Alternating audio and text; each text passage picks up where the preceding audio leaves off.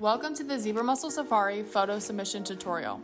At the end of the summer season, around mid-September, we ask that you retrieve your sampler and let it dry out for 2 days to allow any water, mud, or algae to dry out from the plates for the most optimal photo.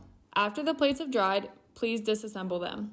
It is very important that you keep track of which plate is the top, middle, and bottom, as well as each surface. We recommend lining each plate up so that the top surface remains up and keep them in order from top to bottom to make photographing easier.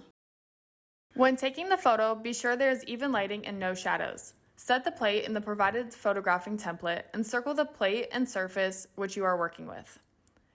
Now do your best to capture the clearest photo possible. Here are some examples of bad images for photo analysis. As you can see, some of the plates are off-centered from the template.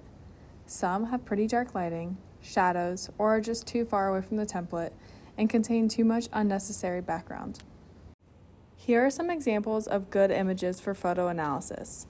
The pictures here have even lighting with no shadows. They are taken straight above the plate and are cropped to include only the template with no unnecessary background objects. Once you're ready to submit your photos, use the provided QR code or go to the link below. After you scan the QR code, the app will prompt you to fill in your name, date, and email. This is used for sampler identification.